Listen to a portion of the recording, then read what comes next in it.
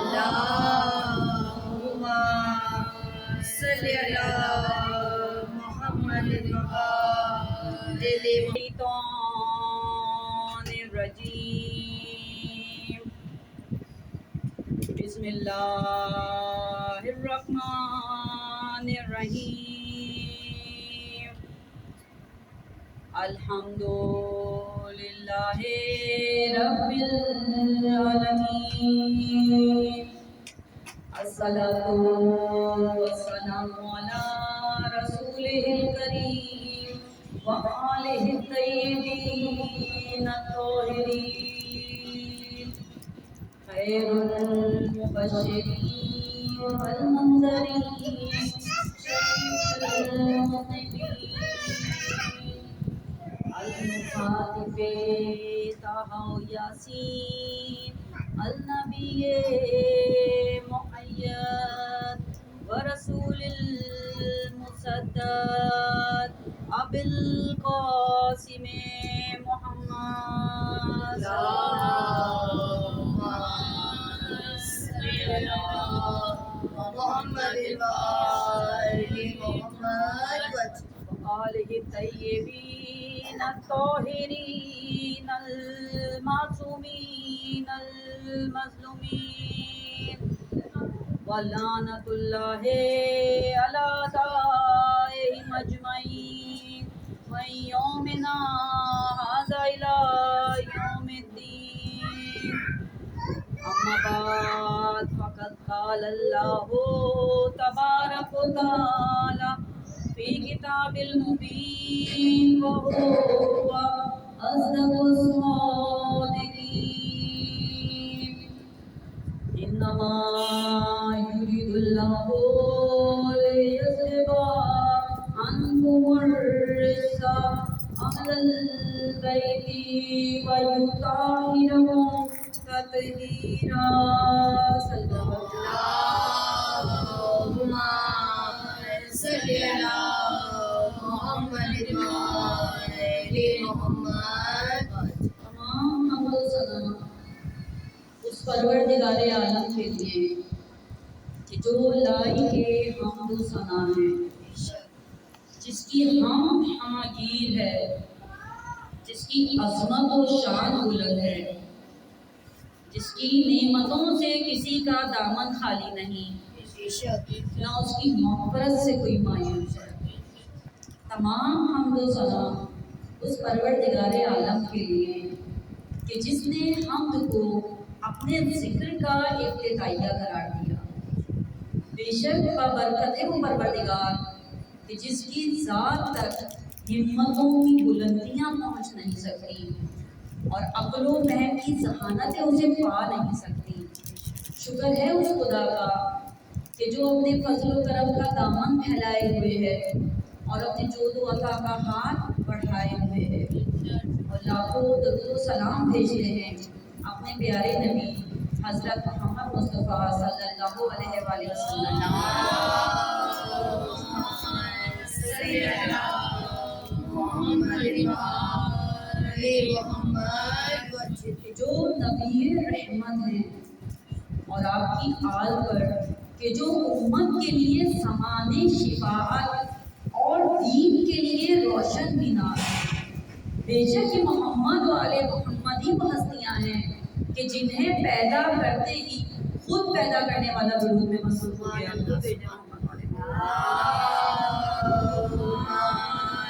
صل على محمد وآل محمد مومنان، آج میں نے حدیث رسول صلی اللہ علیہ وآلہ وسلم کو اپنا موضوع سخن قرار دیا ہے کہ جس میں رسول خدا ارشاد فرماتے ہوئے نظر آ رہے ہیں کہ ان الحسین مصباح الہدی و سفینۃ النجات۔ رسول خدا ارشاد فرما رہے ہیں کہ عرش کے دائیں جانب لکھا ہے کہ حسین چراغ ہدایت ہے اور سفینہ نجات ہے۔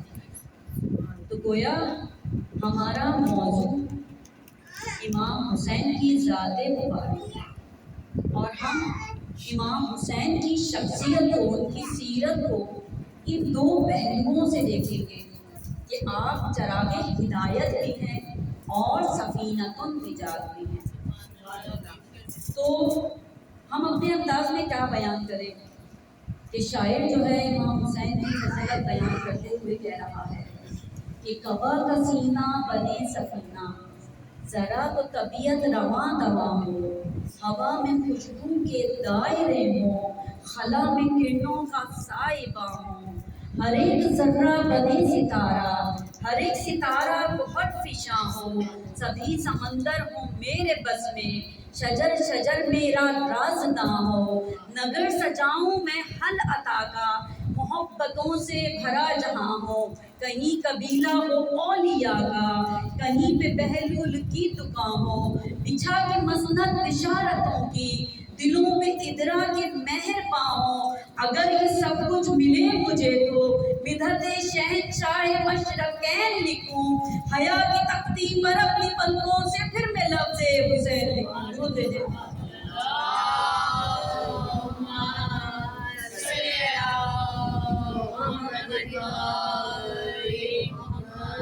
تو دیکھیے امام حسین چراغ ہدایت ہیں۔ جب بھی ہم چراغ کا لفظ سوچتے ہیں تو ہمارے ذہن میں روشنی آتی ہے۔ دیکھیں یہ بلب، یہ اسٹریٹ لائٹس، یہ ہیڈ لائٹس، یہ ٹیوب لائٹس، یہ سارے جو ہیں یہ چراغ ہی کی مانند ہیں۔ اب یہ اپنی اپنی جگہ پر ہمیں ایک ٹیمپریری بیس پہ کہہ لیں روشنی فراہم کر رہے ہیں۔ یہ روشنی عارضی ہے، لیکن یہ عارضی روشنی اگر ہماری دنیا سے نکل جائے تو ہمارے گھروں میں اندھیرا ہی اندھیرا ہوگا، ہماری دنیا میں اندھیرا ہی اندھیرا ہوگا۔ آپ اس کو اس طرح سمجھ لیجئے کہ اگر ہم موٹر وے پر اپنی گاڑی میں سفر کر رہے ہیں اور آدھے راستے پہ چل کر ہماری ہیڈ لائٹس خراب ہو جائیں تو کیا ہوگا؟ ہمیں راستہ نظر نہ آئے گا۔ تو یہ معمولی سی ہیڈ لائٹس اگر خراب ہو جائیں تو ہمیں راستہ نظر نہیں آتا۔ تو اگر ہمارے پاس چراغ نہ ہو وہ بھی ہدایت کا تو ہم اندھیرے میں رہیں گے، یعنی اندھیرا بھی ایسا کہ گمراہیوں کے گم اندھیرے میں گم ہو جائیں گے۔ تو اس لیے رسول فرماتے ہوئے نظر آ رہے ہیں کہ حسین چراغ ہدایت ہے، یعنی اگر ہدایت دیکھنا چاہتے ہو کہ کہاں ہے تو یہ دیکھو کہ حسین کہاں ہے۔ جہاں حسین چلتے چلے جائیں گے وہ رستہ ہدایت بنتا چلا جائے گا۔ گویا یہ کہ جو لوگ بھی ذات امام حسین سے وابستہ ہو گئے، ذات امام حسین سے منسلک ہو گئے، وہ دنیا میں بھی سرخرو ہو گئے اور آخرت میں بھی نجات پا گئے۔ اور اس کی بہترین مثال ہمیں جناب حور کی ملتی ہے کہ جب تک وہ یزید کے لشکر میں تھے تو وہ صرف حور تھے، اور جب امام حسین کے در پر آ کر معافی مانگ لی تو آج ہم ان کو علیہ السلام کہتے ہیں۔ تو دیکھیے جہاں بھی امام حسین کے در سے لوگ وابستہ ہوتے ہوئے نظر آئے وہ دنیا میں بھی سرخرو ہوئے، وہ آخرت میں بھی سرخرو ہو گئے۔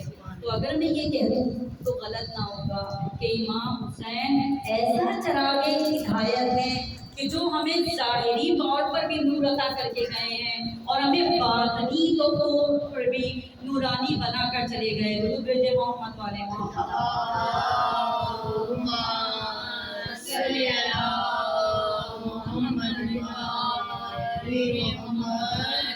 دیکھیے حدیث کا دوسرا حصہ کہ امام حسین سفینہ نجات ہیں، یعنی نجات کی کشتی ہیں۔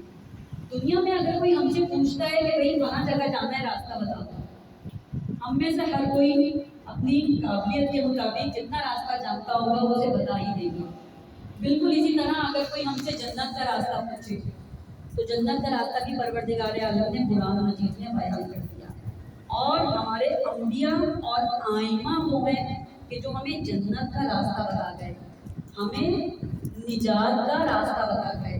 تو دیکھیں کوئی صحابی ہی کیوں نہ ہو، کوئی عالم دین ہی کیوں نہ ہو، کوئی زوجہ رسول ہی کیوں نہ ہو، وہ آپ کو جنت کا راستہ تو بتا دیں گے لیکن جنت تک لے کے جانے کی شورٹی نہیں دیں گے، گارنٹی نہیں دیں گے کہ ہم تمہیں جنت میں لے کے جائیں گے یا نجات دلا دیں گے۔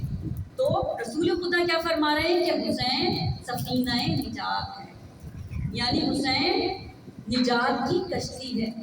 تو اب جو ہدایت چاہتا ہے وہ امام حسین کے در پر آ جائے، امام حسین ہدایت بھی دکھائیں گے اور اپنی کشتی میں سوار کر نجات کا راستہ بھی، یعنی کہ آپ کو جنت تک لے جائیں گے، نجات کا راستہ بھی آپ کو مل جائے گا۔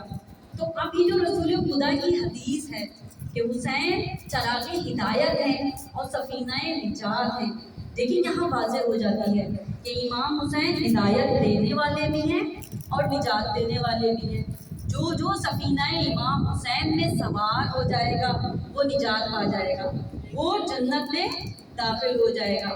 اور ہم یہ دیکھتے ہیں کہ تاریخ بھی شاہد ہے کہ جب خلیفہ دوئم کے بیٹے نے یعنی عبداللہ ابن عمر نے امام حسین سے یہ فرمائش کی تھی، یہ خواہش ظاہر کی تھی کہ آپ آئیں اور اس کے ساتھ کھیلیں، تو امام حسین نے کیا فرمایا تھا کہ ہٹ جائے غلام زادے۔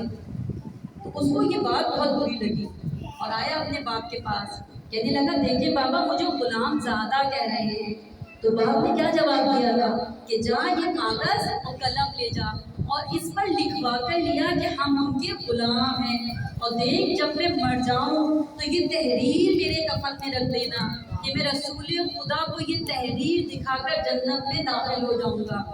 تو اب دیکھیں کہنے کو تو وہ صحابی رسول تھے، نمازی تھے، روزے دار تھے، حاجی تھے، لیکن انہیں بھی اپنی نجات کا یقین نہیں تھا۔ تو معلوم یہ ہوا کہ نمازیں پڑھ لینے میں نجات نہیں ہے، روزے رکھ لینے میں نجات نہیں ہے، حج کر لینے میں نجات نہیں ہے، قرآن پڑھ لینے میں نجات نہیں ہے، تو پھر نجات ہے کس میں؟ نجات ہے اہل بیت سے ملی ہوئی کوئی تحریر پاس ہونے میں، نجات ہے امام حسین سے ملی ہوئی کوئی سند پاس ہونے میں، نجات ہے اہل بیت کی غلامی میں۔ درود بھیجے محمد والے۔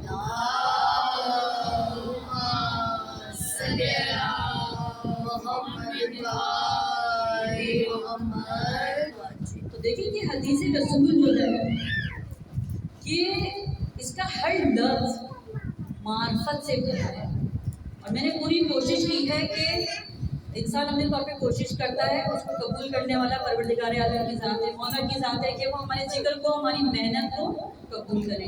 دیکھیں اس حدیث کا ہر لفظ معرفت سے بھرا ہے۔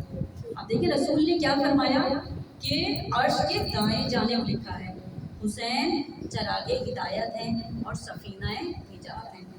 عرش کے دائیں جانب، دائیں جانب کیوں لکھا ہے؟ دیکھیں دائیں ہاتھ کو ہمارے یہاں بڑی فضیلت حاصل ہے، دائیں ہاتھ والے اور ہیں، بائیں ہاتھ والے اور ہیں۔ دائیں ہاتھ والے وہ ہیں جنہیں نجات کا پروانہ ملے گا، جنہیں جنت میں جانے کی رجسٹری ملے گی، سند ملے گی۔ اور ہم اگر چھوٹے سے اپنے معاملات میں بھی دیکھیں زندگی کے، تو دیکھیں جو ہم وضو کرتے ہیں، وضو میں بھی کہا جاتا ہے کہ سنت رسول یہ ہے، سنت معصوم یہ ہے کہ پہلے دائیں ہاتھ میں پانی لیں، وہ بائیں ہاتھ میں ڈال کے پھر، لیکن لوگ کیا کرتے ہیں بائیں ہاتھ سے لیا دائیں ہاتھ سے، وہ بھی صحیح ہے، لیکن سنت معصوم کیا ہے؟ دائیں ہاتھ سے شروعات کریں۔ بالکل اسی طرح کھانے میں دیکھ لیں آپ، جو بچے ہمارے یہاں بائیں ہاتھ سے کھاتے ہیں، ہماری کوشش یہ ہوتی ہے کہ دائیں ہاتھ سے کھلایا جائے اور کھانے کی ترغیب دی جائے۔ تو دائیں ہاتھ پر لکھا ہے کہ حسین چراغ ہدایت ہیں اور سفینہ نجات ہیں۔ کہ دائیں ہاتھ پر کیوں لکھا ہے؟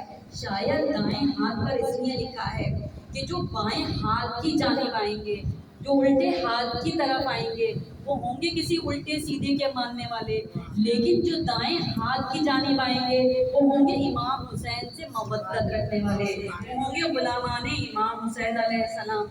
اب پھر دیکھیں اس حدیث پہ غور کیجئے، بائیں میں نے سمجھا دیا آپ کو، دائیں سمجھا دیا، پھر ارشاد ہو رہا ہے کہ عرش پر لکھا ہے، مکتوب فی الارض، کہ عرش پر لکھا ہے۔ عرش کس کا ہے؟ اللہ کا ہے۔ لکھنے کے لیے ہاتھ چاہیے، لکھنے کے لیے قلم چاہیے۔ عرش کس کا؟ اللہ کا۔ تو لکھا کس نے ہوگا؟ جا کے اب اللہ سے پوچھ لیجیے کہ لکھنے والا کون ہے؟ کہ حسین چراغ ہدایت ہیں اور سفینہ نجات ہیں۔ تو دیکھیں یہ جو حدیث ہے، اب فرما دیا گیا کہ حسین چراغ ہدایت ہیں. اب اس کا ایک نیا اینگل دیکھیں آپ کہ حسین چراغ ہدایت ہیں. تو حسین کب سے چراغ ہدایت ہیں؟ سوال پیدا ہوتا ہے نا کہ امام حسین کب سے چراغ ہدایت ہیں. تو کیا جب سے نبی کریم صلی اللہ علیہ وآلہ وسلم آئے؟ کیا امام حسین جب سے چراغ ہدایت ہیں؟ تو فرمایا گیا نہیں، حسین جب سے چراغ ہدایت نہیں ہے، بلکہ جب سے ہدایت کا سلسلہ شروع ہوا حسین جب سے چراغ ہدایت ہے. اب پروردگار عالم نے پہلے ہادی حضرت آدم علیہ السلام بنا کر بھیجے. اب حضرت آدم ہدایت دینے کے لیے آئے. اب حضرت آدم نے ہدایت دی تو اس وقت بھی ہدایت کا چراغ تھے امام حسین علیہ السلام. تو گویا حضرت آدم سے لے کر حضرت محمد تک چراغ ہدایت امام حسین ہی رہے. تو اب یہ بھی واضح ہو گیا کہ جب تک ہدایت موجود تھی، جب تک چراغ ہدایت ہے امام حسین علیہ السلام. پھر آپ اس کا ایک پہلو اور دیکھیے کہ یہ جو فرمایا گیا کہ حسین چراغ ہدایت ہے اور سفینہ نجات ہے. اس میں اب ایک پہلو آپ کا یہ دیکھیں کہ یہ جو سفینہ نجات کہا گیا، یہ سفینہ کوئی عام سفینہ نہیں ہے. دیکھیں ہم کشتی سمجھتے ہیں، بچوں کو پڑھا رہے ہوتے ہیں تو کشتی سے وہی کشتی تصور میں آتی ہے جو کتابوں میں بنی ہوئی دکھائی جا رہی ہوتی ہے. شپ کہیں یا جہاز کہیں تو وہی تصور میں آتا ہے کہ جو موجود ہے. اب اس میں رسول خدا فرما رہے ہیں کہ حسین چراغ ہدایت ہے. چراغ ہمارے یہاں جو جلائے جاتے ہیں ہم نے دیکھا وہ ہوتے ہیں چراغ. بچوں کو بھی اگر ہم سمجھائیں گے تو چراغ وہی ہے کہ جو ہمارے ہاں جلایا جاتا ہے. تو امام حسین چراغ ہدایت ہے. اب میں یہ کہوں گی یا رسول خدا، آپ نے امام حسین کے لیے جو روشنی کا سب سے چھوٹا استعارہ تھا چراغ، وہ استعمال کیا. آپ یہ بھی تو فرما سکتے تھے کہ حسین چراغ آفتاب ہے، حسین ہدایت آفتاب ہے، حسین ہدایت مہتاب ہے. لیکن نہ آپ نے امام حسین کو چاند سے تشبیہ دی، نہ سورج سے تشبیہ دی. آپ سب سے روشنی کا جو سب سے چھوٹا استعارہ ہے چراغ، آپ اس سے تشبیہ کیوں دے رہے ہیں؟ تو عجب نہیں کہ رسول خدا یہ فرمائیں گے کہ میں چراغ سے اس لیے تشبیہ دے رہا ہوں کہ جو چراغ ہے یہ سینکڑوں چراغوں کو روشن کرنے کے باوجود بھی اپنے آپ ویسے ہی تاب و تاب سے چمکتا ہے کہ جیسا کہ چمکنا چاہیے. درود بھیجے محمد.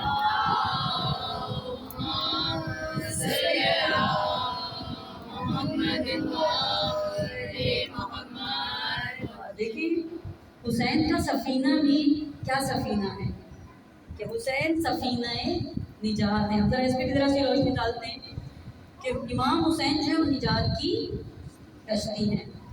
اب یہ جو نجات کی کشتی کہا گیا امام حسین علیہ السلام کو، آپ یہ دیکھیں کہ ایک سفینہ ہمیں حضرت نوح کا بھی ملتا ہے. تو امام حسین کے سفینے میں اور حضرت نوح کے سفینے میں کیا فرق ہے؟ دیکھیے امام حسین کا سفینہ تو وہ سفینہ ہے جو قیامت تک کے لوگوں کے لیے نجات کا پروانہ دے گیا.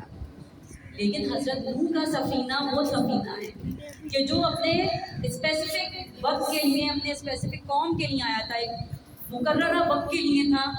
اس وقت جو لوگ اس سفینے میں سوار ہوئے وہ نجات پا گئے. دیکھیں حضرت نوح کا سفینہ وہ ہے کہ جو مادی ہے، یعنی لکڑیوں کی ضرورت ہے بنانے کے لیے، کیلوں کی ضرورت ہے، ہتھوڑے کی ضرورت ہے. تو جو سفینہ نوح ہے وہ مادی ہے، اور جو سفینہ امام حسین علیہ السلام ہے وہ معنوی ہے. دیکھیں حضرت نوح کا جو سفینہ ہے اس کو رواں ہونے کے لیے وہ محتاج ہے دریاؤں کا، وہ محتاج ہے سمندر کا، وہ محتاج ہے طوفان کا، وہ محتاج ہے بادبان کا. لیکن امام حسین کا سفینہ وہ ہے کہ جسے پانی کی محتاجی نہیں، جسے دریا کی محتاجی نہیں، جسے طوفان کی محتاجی نہیں، بلکہ امام حسین کا سفینہ وہ ہے جو خشکی پر رواں ہے. تو اس لیے تو شاعر نے بھی کہہ دیا کہ رتبے میں ہو نجی تو وہی شان چاہیے، اب نوح کو نجات کا سامان چاہیے، کشتی ہو بادباں ہو نگہبان چاہیے، کشتی کے تیرنے کو بھی طوفان چاہیے. لیکن یہ معجزہ ہے شہ مشرقین کا، خشکی پہ تیرتا ہے سفینہ حسین کا. درود بھیج دیں محمد والے.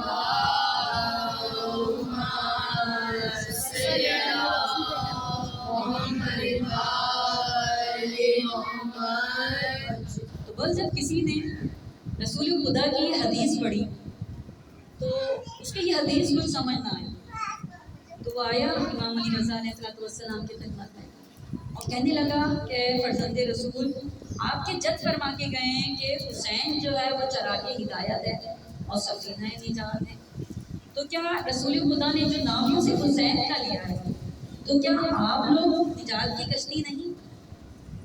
میرے مولا نے فرمایا کہ ہم سب نجات کی کشتیاں ہیں، لیکن ہماری کشتیوں میں اور حسین کی کشتی میں ایک فرق ہے. ہم بھی نجات کی کشتیاں ہیں اور حسین بھی نجات کی کشتی ہے، لیکن حسین ایسی کشتی ہے کہ جو آپ کو بہت جلد جنت تک لے جائے گی. سب سے تیز رفتار سفینہ ہے، سفینہ امام حسین علیہ السلام.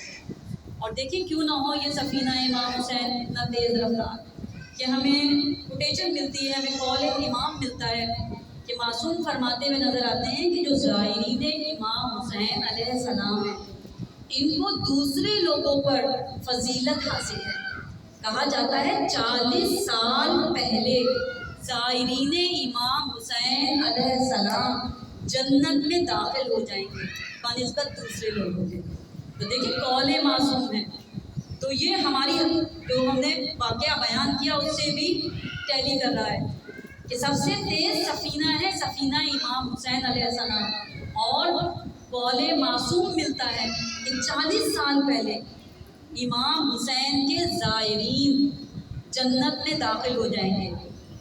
بھلے باقی بھی جو پیروکار ہیں، باقی جو کشتیوں میں سوار ہونے والے ہیں آئمہ کے، وہ بھی جنت تک جائیں گے، لیکن جو تیز رفتار سفینہ ہے وہ سفینہ امام حسین علیہ السلام ہے.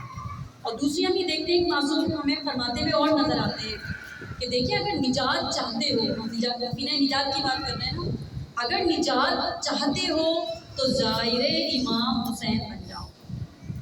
معصوم کتنی گہری بات کہہ گئے کہ معرفت چاہیے اس قول کو سمجھنے کے لیے کہ اگر نجات چاہتے ہو تو زائرین امام حسین بن جاؤ تو خدا کو اپنی روشن آنکھوں سے دیکھ پاؤ گے اور اس بدن کو آگ ہرگز نہیں جلائے گی کہ جس پر امام حسین کی قبر کی خاک لگی ہو. تو دیکھیں وہ لوگ بھی نجات پا جائیں گے جو زائرین امام حسین ہیں. تو پروردگار عالم اگر بانٹنے پر آ جائے تو امام حسین کے نام پر بانٹتا چلا جاتا ہے کہ کوئی سوال کرنے والا نہیں ہے. تو یوں تو ہمارے پہلے معصوم ہوں یا ہمارے آخری معصوم ہوں، سب ہی کی کشتیاں جو ہیں وہ نجات کی کشتیاں ہیں. اور آپ یہ دیکھیں کہ جو یہ فرمایا جاتا ہے کہ اولنا محمد، اوسطنا محمد، آخرنا محمد، وکلنا محمد، جیسے یہ حدیث ہے کہ ہمارا اول بھی محمد ہے، ہمارا اوسط بھی محمد ہے، ہمارا آخر بھی محمد ہے اور ہم کل کے کل محمد ہے. بالکل اسی طرح یہ چیز بھی ایسے ہی ہے کہ سب نجات کی کشتیاں ہیں. وہ اور بات ہے کوئی دیر میں لے کے جائے گا، کسی کے ہاں آپ جلدی پہنچ جائیں گے، تو سب نجات کی کشتیاں ہیں. لیکن ان نجات کی کشتیوں میں جس طرح یہ سب محمد ہیں، بالکل اسی طرح یہ کشتیاں جو ہے نا، سب کی کشتیاں یہ پانی کی محتاج نہیں ہے، یہ سب خشکی پر رواں ہیں. جس طرح سب محمد ہیں تو سب کی کشتیاں بھی پانی کی محتاج نہیں. ایسا نہیں کہ امام حسین کی کشتی تو خشکی پر چلے گی، باقی آئمہ کی کشتی پانی کی محتاج ہے، ایسا نہیں ہے. بلکہ ہر معصوم کی کشتی آپ کو خشکی پر رواں نظر آئے گی. اور دیکھیے شاعر بھی کہہ رہا ہے، اس سے آپ جلدی سمجھ جاتے ہیں. شاعر بھی کہہ رہا ہے کہ ہیبت ناد علی میں یہ کری نہ دیکھا، ہیبت ناد علی میں یہ کری نہ دیکھا، رقص کرتا ہوا خشکی پہ سفینہ دیکھا. جب بھی مشکل میں لیا نام علی گھبرا کر، میں نے مشکل کی جبھی پر بھی پسینہ دیکھا. وہ بیٹے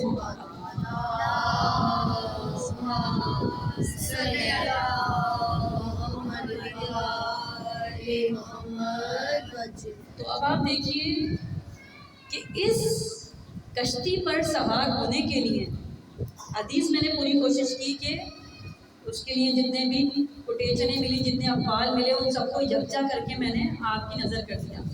اب ہم یہ دیکھ رہے ہیں یہاں پر کہ اس کشتی میں سوار ہونے کے لیے ریکوائرمنٹ کیا ہے، یعنی کیا کیا چیزیں ہیں جو اس کشتی میں ہمیں بٹھائیں گی۔ تو پہلی چیز جو ملتی ہے وہ ملتی ہے اجازت نامہ، جسے آپ ٹکٹ کہتے ہیں۔ پہلے تو آپ کے پاس اجازت نامہ ہونا چاہیے آئمہ معصوم۔ اگر اجازت نامہ موجود ہے تو آپ اس کشتی میں سوار ہو جائیں گے۔ دوسری چیز جو اس کشتی میں سوار ہونے کے لیے ضروری ہے وہ ہے مودت آئمہ علیہ السلام۔ اب دیکھیے ذرا سا اس پہ بھی غور کر لیتے ہیں کہ محبت الگ چیز ہے۔ جو ورڈ یوز کیا گیا ہے کتابوں میں وہ مودت کا ہے۔ مودت کا درجہ کچھ اور ہے، محبت کا درجہ لو لیول پہ ہے۔ دیکھیے محبت جو ہوتی ہے یہ جانوروں میں بھی آپ کو نظر آ جائے گی، جانور بھی محبت کرتے ہیں، ٹھیک ہے۔ اور محبت جو ہے یہ عارضی ہوتی ہے، ٹیمپریری بیسس پہ ہوتی ہے، اس میں کمی بیشی ہو سکتی ہے، یعنی کبھی ہمیں کسی سے زیادہ محبت ہو جاتی ہے، کبھی اس کے اخلاق کو دیکھتے ہوئے محبت ہم اس سے تعلق بھی ختم کر دیتے ہیں، محبت کم زیادہ ہو سکتی ہے۔ تو محبت عارضی ہوگی، مفاد پر مبنی ہوتی ہے۔ ہمیں جس سے کچھ چاہیے ہوگا نا ہم اس کو محبت دکھاتے ہیں، جتلاتے ہیں، جو بھی آپ ہیں۔ محبت جو کتابوں میں ملتا ہے مفاد پر مبنی ہے، اور یہ ہماری پریکٹیکل لائف میں بھی ہم دیکھتے ہیں کہ یہ ایسا ہی ہے۔ لیکن مودت محبت سے بلند ہے۔ یہ جو مودت ہے اسے آپ کسی دکان سے جا کر نہیں خرید سکتے۔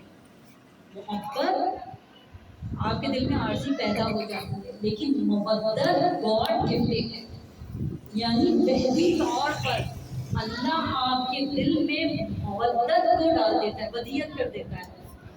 اور مودت جو ہے یہ بے لوز ہوتی ہے، یعنی مفاد کی بنیاد پہ نہیں ہوتی، اور یہ ایک ابدی جذبہ ہے اور اللہ تعالیٰ کی طرف سے ملتا ہے۔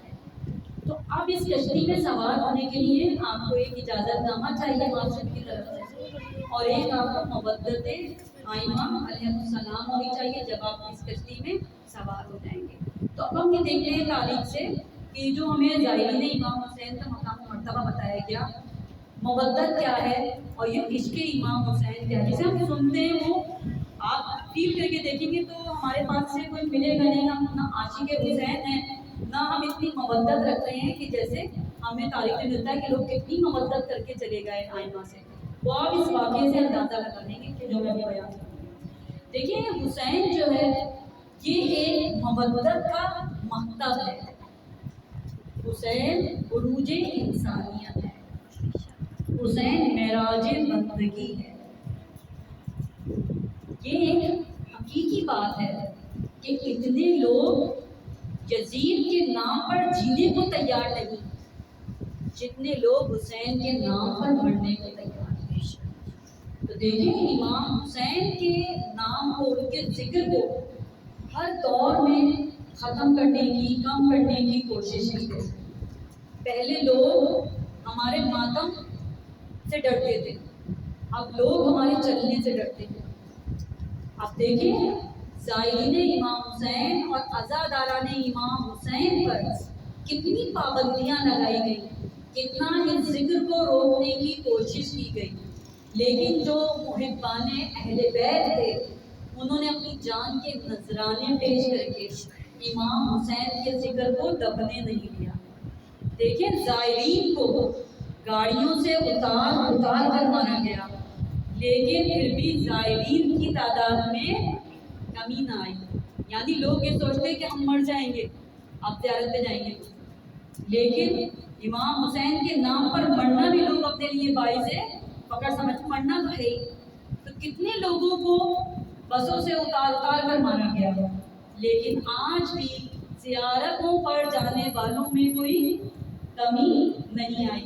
ہم نے شروع ہی سے یہ دیکھا کہ یزیدی اور یزیدیت کی یہ کوشش رہی ہے کہ تاریخ کے حافظے سے میرے حسین کا نام مٹا دیں، لیکن یہ تینوں نے دیکھ لیا کہ ختم ہو گئی حکومتیں، ٹوٹ گئی تلواریں، ختم ہو گئے تیر، برباد ہو گئے تیر انداز، اور غازی بن گیا یزید۔ حسین کے خلاف بولنے والے اب اذیت کے اندھیرے غاروں میں ہمیشہ کے لیے گم ہو گئے، لیکن آج بھی میرے حسین کا نام تاریخ کی پیشانی پر تازہ تراشیدہ جھومر کی طرح چمکا رہا ہے۔ تو دیکھیے، دنیا سمجھ ہی نہیں پائی کہ حسین کیا ہے، اور شاعر نے کہہ دیا کہ حسین کیا ہے، زبان وحدت پہ نما کا حسین ترانہ۔ حسین کیا ہے، زبان وحدت پہ نما کا حسین ترانہ۔ حسین کیا ہے، خلوص پرور مشیتوں کا حسین گھرانہ۔ حسین کیا ہے، یزیدیت کے بدن پہ عبرت کا تازیانہ۔ حسین اب بھی لٹا رہا ہے نبی کے دین پر سجد دلارے۔ حسین اب بھی یہ چاہتا ہے کہ مشکلوں میں کوئی پکارے۔ یزیدیت کو یہ وہم کیوں ہے کہ صرف ایک دن حساب ہوگا، حسین سے جو جہاں بھی الجھے وہیں پہ گانا خراب ہوگا۔ درود بھیجے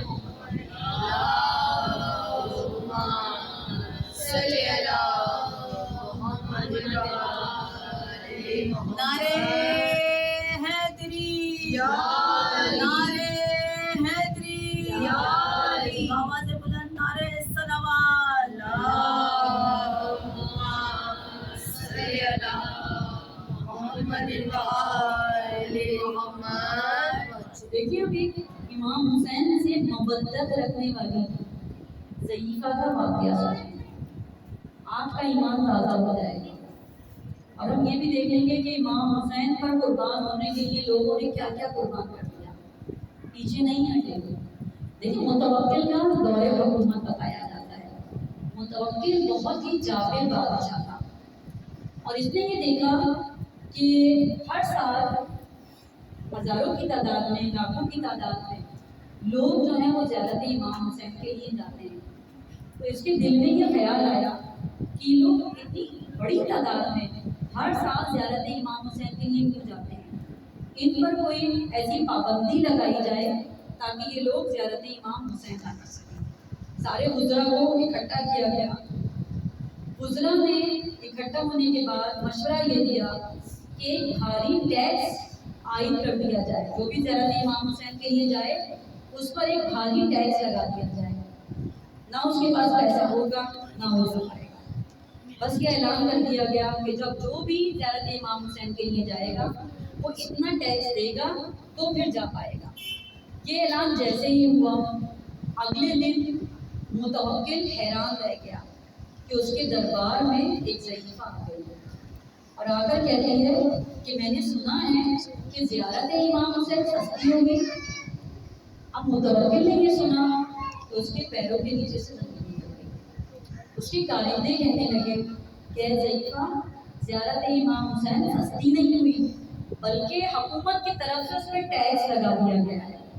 اب جو بھی یہ ٹیکس دے گا وہی زیارت کے لیے جائے گا۔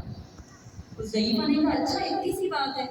اس نے اپنے پلو میں سے درہم دینار کھولے اور کہا یہ لوگ کتنے پیسے دینے تھے، دینار دینے تھے، یہ لوگ زیارت امام حسین کے لیے جانے کے لیے۔ اب جب وہ درہم دینار دیکھے تو حیران رہ گیا، کہنے لگا شہر کی تو سب سے غریب ضعیفہ ہے، تیرا نہ کوئی آگے پیچھے کمانے والا ہے، کہ اتنا پیسہ کہاں سے آ گیا کہ تو زیارت امام حسین پر جانے کے لیے آ گئی۔ تو ضعیفہ کا جواب سنیں، کہا جس کی زیارت کے لیے جا رہی ہوں انہیں نے یہ پیسے مجھے دیے۔ متوکل نے کہا یہ کیا مطلب، کیسے دیے؟ کہنے لگی میں رات کو امام حسین سے کہہ کر سوئی تھی کہ مولا میں آپ کی زیارت پر آنا چاہتی ہوں۔ بس خواب میں مولا کی بشارت کہ ضعیفہ فلاں کپڑا ہٹا، تجھے وہاں سے دینار ملے گے درہم۔ بس وہ کہتی میں بیدار ہوں۔ بیدار ہونے کے بعد جب میں نے وہ کپڑا ہٹایا تو مجھے درہم اور دینار مل گئے، تو یہ لوگ پیسے اور مجھے زیارت امام حسین کے لیے جانے پڑے۔ متوکل نے یہ سنا تو کہنے لگا کہ ابھی تو زیارت امام حسین کے لیے نہیں جا سکتی۔ پھر متوکل نے اپنے وزراء کو بلایا، کہا حسین اپنے چاہنے والوں کو درہم دینار دے رہے ہیں، آپ کوئی ایسی شرط لگائی جائے کہ اتنی سخت ہو کہ کوئی کربلا جانے کا نام نہ لے۔ بس کسی وزیر نے یہ مشورہ دیا کہ جو بھی زیارت پر جانا چاہے اس کا ایک بازو قلم کر دیا جائے۔ بس اعلان کر دیا گیا کہ اب جو بھی زیارت امام حسین کے لیے جائے گا وہ اپنا ایک بازو کٹوا کر جائے گا۔ ادھر یہ اعلان ہوا، ادھر پھر وہی ضعیفہ اگلے دن دربار میں آ گئی اور کہنے لگی کہ میں نے سنا ہے کہ زیارت امام حسین مفت ہو گئی۔ بس یہ جملہ سننا تھا کہ متوکل کہتا ہے کہ اے ضعیفہ اپنا ایک بازو کٹوا، جا چلی جا زیارت کے لیے۔ بس ضعیفہ کا یہ سننا تھا، کہا بس ایک بازو لے، کاٹ لے بازو اور مجھے جانے دے کربلا۔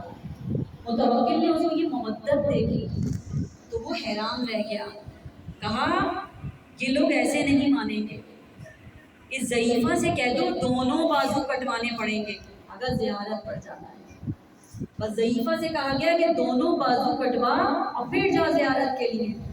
کہا جاتا ہے کہ ضعیفہ کی محبت اور عشق امام حسین دیکھیے، کہا اچھا دونوں بازو لے، میرے دونوں بازو کاٹ دے اور مجھے زیارت امام حسین کے لیے جانے دے۔ لیکن جب عشق امام حسین کا یہ جذبہ دیکھا تو متوکل نے کہا کہ یہ سمجھ رہی ہے کہ شاید ہم بازو نہیں کاٹیں گے، اسے آج سبق سکھا کے ہی رہیں گے، اسے ایسا سبق سکھاؤ کہ دوسرے جانے والوں کے لیے یہ عبرت کا نشان بن جائے، تاکہ پھر کوئی کربلا جانے کا نام نہ لے۔ بس متوکل کہتا ہے کہ اس کے دونوں بازو اور دونوں پیر کاٹ دیے جائیں۔ یہ حکم دے کر متوکل اپنی چھت کے مینار پر چلا گیا اور کہنے لگا کہ دیکھتے ہیں کہ اب یہ اپنے دونوں بازو اور دونوں پیر کٹوا کر کیسے جاتی ہے کربلا۔ متوکل اوپر سے کھڑا ہوا دیکھ رہا تھا، اس کے کارندوں نے اس ضعیفہ کے دونوں بازو کاٹے، اس کے دونوں پیر کاٹے۔ متوکل نے کہا کیا میں ضعیفہ کو محل سے باہر پھینک دوں، اسے باہر نکال دوں؟ ادھر اس کے کارندوں نے اس لہو میں لطپت ضعیفہ کو محل سے باہر نکالا ہی تھا۔ کہا جاتا ہے ضعیفہ زمین پر نہ گری بلکہ ایک گھوڑے سوار نے اس ضعیفہ کو اپنی آغوش میں لے لیا۔ بس ادھر وہ آغوش میں آئی، ادھر اس کو سنبھالا ملا۔ اس ضعیفہ نے متوکل کی جانب دیکھا، کہا تیرا بہت بہت شکریہ کہ پہلے مجھے چل کر جانا پڑتا، اب مولا مجھے خود لینے آ گئے۔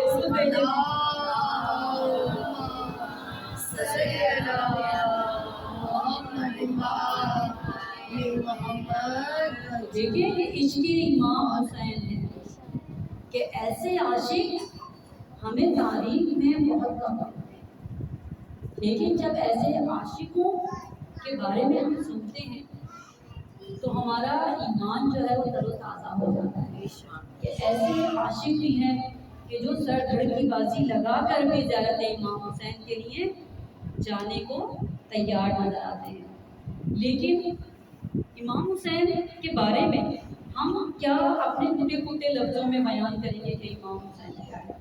ہم تو یہ دیکھتے ہیں کہ شعرا بیان کرتے نظر آتے ہیں اور کس طرح فضیلت بیان کی گئی ہے امام حسین کی۔ آگے دیکھیے، ذرا جو دل سے یہ کہا بتا کہ کیا حسین ہے، ذرا جو دل سے یہ کہا بتا کہ کیا حسین ہے، صدا یہ آئی جان لے جگہ جگہ حسین ہے، یہ انبیاء ملائکہ بنے ہیں جن کے سامنے، جو ابتدا سے قبل ہے وہ ابتدا حسین ہے، تو پست ہے تو مات ہے تیری کہاں مثال ہے، جسے نبی نہ پا سکے وہ آسرا حسین ہے، نجی تو نو بھی تھے مگر حسین کی مثال کیا، خدا کو جو بچا گیا وہ نا خدا حسین ہے، اور جس کی لوگ پر نہ تھے حسین نے اسے دیے، خدا نے بس یہی کہا تو کیا ہوا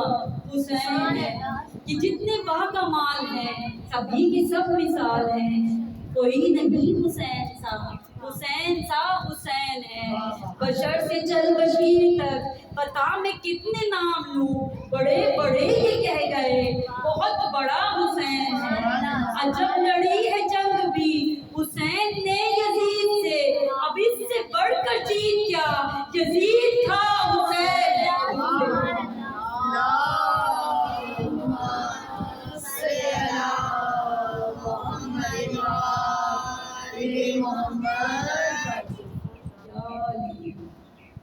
تو دیکھیے ظاہر امام حسین پر اتنے مظالم ڈھائے گئے کہ ہم یہ دیکھتے ہیں کہ ایک دور وہ آیا بادشاہت کا کہ جب بارڈر سیل کر دیے گئے اور یہ آرڈر آئے بادشاہ کی طرف سے کہ آپ جتنی بھی کاروان آئے جتنے بھی قافلے آئے ان میں سے ایک کو شہید کیا جائے گا، ایک کو قتل کیا جائے گا، باقیوں کو جانے کی اجازت دے دی جائے گی۔ آپ یہاں بھی دیکھیں عشق امام حسین اپنے ایک نئے انداز میں نظر آتا ہے کہ جب یہ کہا جائے، ہم اپنے اوپر رکھ کر دیکھیں تو اگر ہم بھی زیارت امام حسین کے لیے جانا چاہیں اور کوئی یہ کہے کہ ایک کو قتل ہونا ہے باقیوں کو جانا ہے، تو بتائیں ہم میں سے کون کہے گا کہ ہمیں قتل کرو؟ ہم میں سے کوئی بھی اتنی ہمت، اتنی مودت، اتنا عشق نہیں رکھتا امام حسین سے کہ کہے مجھے قتل کرو اور ان سب کو جانے دو۔ لیکن جب بادشاہت کا دور آیا تو بادشاہت کی آنکھیں پھٹی کی پھٹی رہ گئی کہ جب یہ آرڈر آئے کہ ایک کو قتل کیا جائے باقیوں کو جانے دیا جائے، تو اس میں وہ لائن سب سے بڑی نظر آئی کہ جن میں قتل ہونے والے موجود تھے، جو یہ کہہ رہے تھے ہمیں قتل کر دو اور ان کو جانا، اور وہ لائن بہت چھوٹی سی تھی کہ جو ان کو کہا جا رہا تھا کہ یہ لوگ جا سکتے ہیں۔ تو اب یہ چیز کہ وہ لائن قتل ہونے والے لوگوں کی جو اتنی لمبی تھی تو بادشاہ کو حیرت ہوئی کہ یہ کیا ماجرا ہوا کہ اتنے کم لوگ ہیں کہ جو کربلا جائیں گے اور یہ اتنے لوگ ہیں جو کہہ رہے ہیں ہمیں قتل کر دو ان کو جانے دو۔ تو ہر ایک جو ہے ایک دوسرے پر سبقت کر رہا تھا۔ یہاں دیکھیں عشق امام حسین ہر ایک دوسرے پر سبقت کرتا ہوا نظر آ رہا تھا۔ بس بادشاہ نے اس لائن میں سے لوگوں کو طلب کر لیا کہ جو کہہ رہے تھے ہمیں قتل کرو اور ان کو جانے دو، اور ان لوگوں کو بلایا گیا اور ان سے پوچھا گیا کہ ہر انسان کو اپنی زندگی پیاری ہوتی ہے، کیا تمہیں اپنی زندگی پیاری نہیں ہے جو خود قتل ہو رہے ہو اور کہہ رہے ہو ان کو جانے دو؟ تو ان کا جواب سنیے کہ کتنا محبت مودت انگیز جواب دیا۔ انہوں نے کہا کہ ہم اس لیے قتل ہونے کو کہہ رہے ہیں کہ یہ تو جا کر ذریعے امام حسین کی زیارت کریں گے، ہم ہوئیں گے ادھر مریں گے اور ادھر قدم امام حسین کی زیارت ہو جائے گی۔ تو دیکھیں مودت کا یہ جذبہ، یہ عشق امام حسین ہمیں کتابوں میں بھی ملتا ہے۔ ویسے آپ کو یہ عشق یہ مودت آپ کو نظر نہیں آئے گی لوگوں میں۔ پھر آپ یہ دیکھیے کہ ظاہر امام حسین سے اتنی فضیلت و مرتبہ ہو گیا کہ جو لوگ عاشورے کے دن زیارت پہ جا کے آپ دیکھتے ہیں کہ ہزاروں کی تعداد میں بلکہ لاکھوں کروڑوں کی تعداد بتائی جاتی ہے کہ جو عاشورے کے دن کوشش کرتے ہیں کہ ہم وہاں موجود ہوں ذریعے امام حسین علیہ السلام کا۔ اس کا کتنا ثواب ہے عاشورے کے دن کا؟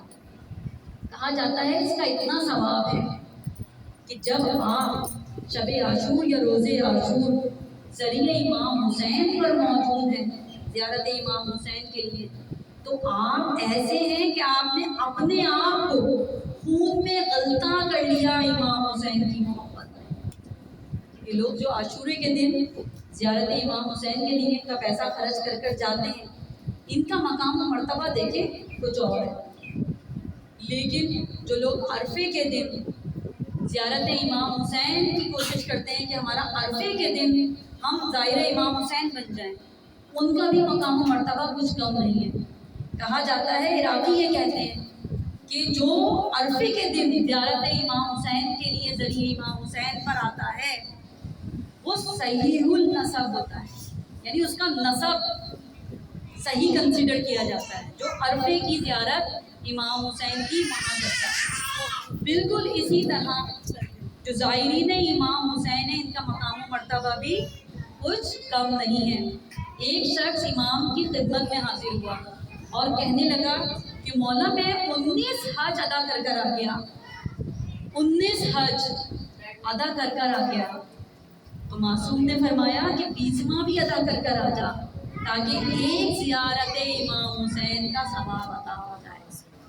تو دیکھیں اتنا مقام و مرتبہ ہے زیارت امام حسین کا، اور چہلم کی تو الگ ہی فضیلت ہے۔ لوگ کوشش کرتے ہیں کہ ہم چہلم کربلا میں کریں۔ کربلا کا چہلم بہت مشہور ہے، اور حسین کے چاہنے والے یہ کوشش کرتے ہیں کہ جا کر چہلم کربلا میں کریں۔ حسین کی چاہنے والی ایک مومنہ بھی جب چہلم کرنے کربلا گئی تو یہ وہ زمانہ تھا کہ جب زری نہیں تھی، قبریں موجود تھی، اور جتنے بھی قافلے جاتے تھے انہیں بیرون کربلا ٹھہرایا جاتا تھا، اور صبح ہی یہ قافلے جلوس کی شکل میں قبر امام حسین کی زیارت کے لیے جایا کرتے تھے۔ وہ ضعیفہ کہتی ہے رات کو میری آنکھ لگ گئی، ابھی میری آنکھ لگی ہی تھی کہ میرے کان میں شور و گریا کی صدائیں آنے لگی، ماتم کی آوازیں آنے لگی۔ میں گھبرا کر اٹھی اور میں خیمے سے باہر آئی تو میں نے دیکھا ہر طرف اندھیرا ہی اندھیرا تھا، لیکن مجھے اس اندھیرے میں ایک جگہ کچھ روشنی دکھائی دی۔ بس میں اس روشنی کو دیکھتی ہوئی چلی، اور جب میں قریب پہنچی تو میں نے دیکھا کہ ایک بیوی ہے، یہ جو سر کے بال کھلے ماتم کر رہی ہے۔ میں آگے بڑھی، میں نے پوچھا یہ بیوی آپ کون ہیں؟ تو بتایا گیا کہ میں حسین کی ماں جناب فاطمہ زہرا ہوں، جو اپنے لال کا چہلم کرنے کربلا۔ عزاداران امام، جب بھی چہلم آتا ہے مجھے زینب کا قبر حسین پر آنا یاد آتا ہے کہ کیسے آئی زینب۔ کہا جاتا ہے کہ جابر ابن عبداللہ انصاری قبر امام حسین سے لپٹے ہوئے تھے کہ آواز حسین آئی کہ اے جابر ذرا دور ہٹ جا کہ میری بہن زینب آ رہی ہے۔ عزاداران امام، جیسے ہی زینب کی سواری قریب آئی، بی بی نے خود کو عماری سے قبر حسین پر گرا دیا، بس ایک جملہ کہا کہ بھیا ہم تمہاری امانت سکینہ کو نہ لا سکے کہ وہ ہم سے زندان شام میں چھپ گئی۔ ہاں زاداران امام، یہ چہلم صرف حسین کا چہلم نہیں، یہ علی اکبر کا بھی چہلم، یہ قاسم کا بھی چہلم ہے، یہ حضرت علی اصغر کا بھی چہلم ہے۔ مجھے کوئی ایسا خاندان بتائیں کہ جن کے ایک دن میں پورے خاندان کا چہلم ہوا۔ عزاداران امام، ہم یہ دیکھتے ہیں کہ جناب زینب اور امام حسین کی محبت میں کیا محبت تھی۔ کہا جاتا ہے کہ جب بی بی زینب امام حسین کی لاشے کے پاس سے گزر رہی تھی تو بی بی کے ہاتھ پسے پشت بندھے ہوئے تھے، بی بی اونٹ پر سوار تھی اور مقتل میں اپنے بھائی کی تلاش کر رہی تھی، بار بار رو کر یہ کہہ رہی تھی کہ بھائی حسین زینب جا رہی ہے، بھیا ایک بار مجھ سے مل لو۔ جب بی بی زینب نے بار بار یہ کہا نا کہ بھیا زینب جا رہی ہے، ایک بار مجھ سے مل لو، تو کہا جاتا ہے کہ جب بی بی کا اونٹ ایک پتھروں کے ڈھیر کے پاس سے گزرا تو پتھروں کے ڈھیر سے آواز آئی کہ اے زینب یہاں ہے تیرا حسین۔ عزاداران امام، میری بی بی زینب نے اونٹ کے بیٹھنے کا انتظار نہ کیا، بلکہ اونٹ سے ایسے گری جیسے گھوڑے سے عباس گرے تھے۔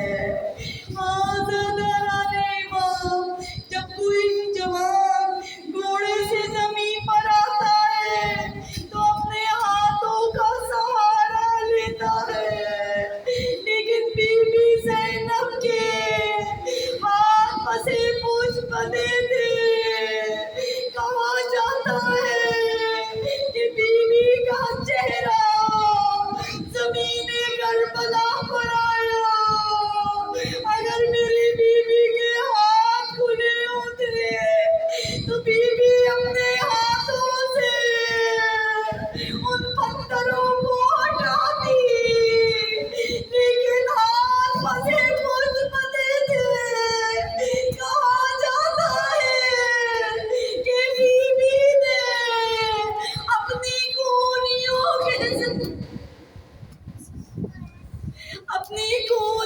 کے ذریعے ان پتھروں کو ہٹایا۔ دنیا میں ہم یہ دیکھتے ہیں کہ جب کسی مرنے والے کے ہاں جاتے ہیں جنازے میں تو کیا دیکھتے ہیں؟ مرنے والے کا چہرہ۔ کچھ ایسے زخمی چہرے بھی ہوتے ہیں کہ جو دیکھنے کے لائق نہیں ہوتے، لیکن لوگ کیا کرتے ہیں کہ ان چہروں پر پھول ڈال دیتے ہیں کہ بہن کے آنے سے پہلے ان زخموں کو پھولوں سے ڈھانپ دو۔ اگر بہن نے بھائی کے زخمی چہرے کو دیکھ لیا تو وہ جیتے جی مر جائے گی۔ ادھر دنیا کا دستور یہ ہے کہ بھائی کے چہرے کے زخموں کو پھولوں سے ڈھانپا جاتا ہے، مگر آئے زینب کا مقدر۔ زینب جب بھائی کے لاشے پر آئی تو کیا دیکھا کہ بھائی کا سر ہی نہیں تھا۔ نوکر کہتی ہے کہ اے بھیا تیرا سر کہاں گیا؟ کہا اے زینب میرے سر کا نہ پوچھ، مجھے اتنا بتا دے کہ تیری جان۔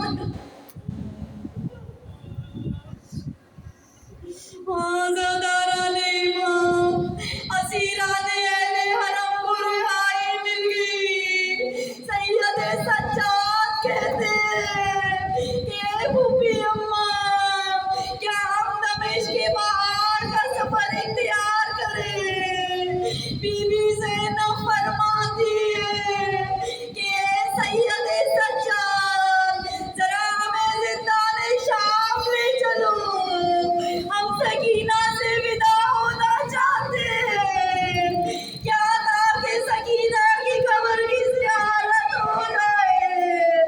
بس عزاداران امام ان بیویوں کا قافلہ زندان شام میں آ گیا۔ سید سجاد کو اپنی بہن کی چھوٹی سی قبر نظر آئی۔ قبر سکینہ کے پاس آئے، کہا اے میری پیاری سکینہ، سکینہ تو کربلا سے لے کے شام تک کتنے مسائل اٹھاتی آئی ہے۔ اے سکینہ تجھے پیدل چلنا پڑا، کہیں تماچے کھانے پڑے، کہیں تازیانے کھانے پڑے۔ اے سکینہ میرا ارمان تھا کہ میں تجھے گود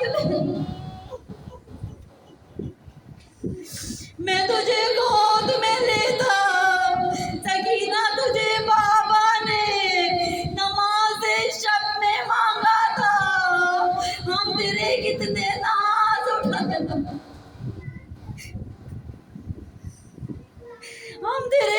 ناز اٹھایا کرتے تھے، کبھی چچا کی گود میں، کبھی اکبر کی گود میں، کبھی بابا کی گود میں، کبھی میری گود میں۔ سکینہ میری تمنا تھی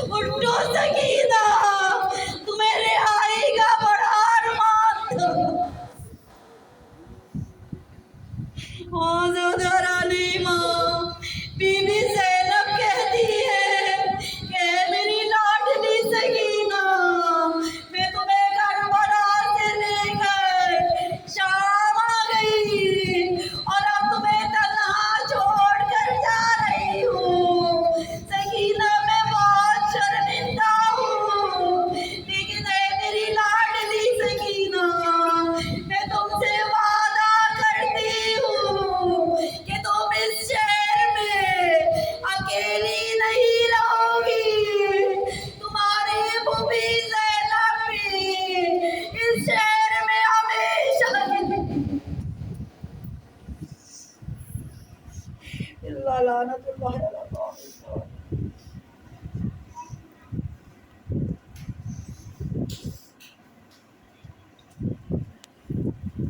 बारे इलाहा हमारी इस कदीर की इबादत करो परवरदिगार आलम। अय्याम अज़ा मुकम्मल हो, इन अय्याम अज़ा के दौरान अगर हमसे कोई खता हो गई, भूल हो गई, हमें माफ़ करना और हमें मुहिब्बे अहले बैत मवद्दत अहले बैत अपने बातों में शुमार कर हमें मार्फत मासूमी इनायत करना।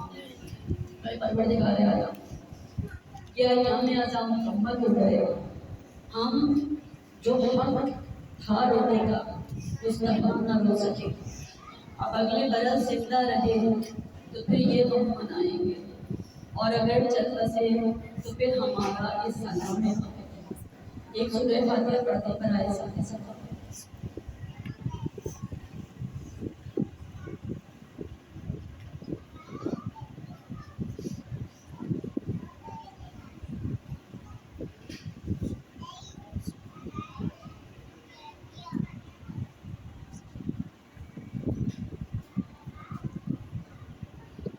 परवरदिगार आलम सूरह फातिहा पढ़ी जो नजिस पढ़ी गई है, इसका सवाब वसीला है 4 नमाज़ों में मेरे वालिद सैयद सरफराज हुसैन ज़ैदी के सैयद मुश्ताक हुसैन ज़ैदी के रूह में परवरदिगार आलम मासूम के गुनाह का सभी का परवरदिगार आलम मासूम के दर्जात को बुलंद फरमा और मरहूम को जब इमाम हुसैन पे जन्नत